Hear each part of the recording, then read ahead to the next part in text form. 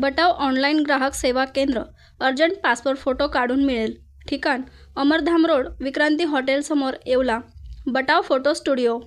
येवला शहरात मकर संक्रांत सण थोड्या दिवसावर येऊन ठेपला असून येवला शहराजवळील अंगणगाव येथे 9 वर्षीय यशराज चव्हाण या चिमुकल्याचा घराजवळ नायलॉन मांजाने हात कापल्याची घटना घडली असून या चिमुकल्याच्या हाताला जवळपास 15 टाके पडले असल्याची माहिती डॉक्टर स्वप्नील शहा यांनी दिली आहे.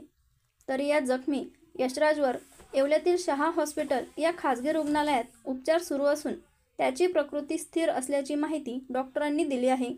येवल्यात अजूनही सर्रासपणे नायलॉन मांजाचा वापर होताना दिसतोय. येवल्यात परत आज एक पेशंट नायलॉनच्या मांजाने हात कापल्यामुळे हॉस्पिटलला ॲडमिट झाला आहे. त्याच्या हाताला साधारण 15 ते 18 टाके पडले. जास्त प्रमाणात खोल जखम असून त्याला भरपूर प्रमाणात रक्तस्राव सुरू होता.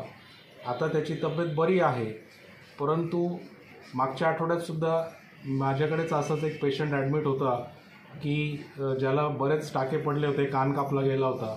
हे परत होत असून या माध्यमातून मी तुम्हाला सांगू इच्छितो की नायलॉन मांजावर खरंच बंदी आणली पाहिजे आणि लोकांच्या जीवाचा धोका होईल असं कोणतंही वर्तन कोणी करू नये अशी मी विनंती करेन. सोमनाथ चव्हाण त्याचं नाव आहे आणि त्याचा हात कापला आहे मांजाने घरापाशी. तर मग 7-8 टाके पडलेले. तर मग सरकारने लवकर मांजावरती कारवाई केली पाहिजे, लवकरात लवकर बंद केला पाहिजे.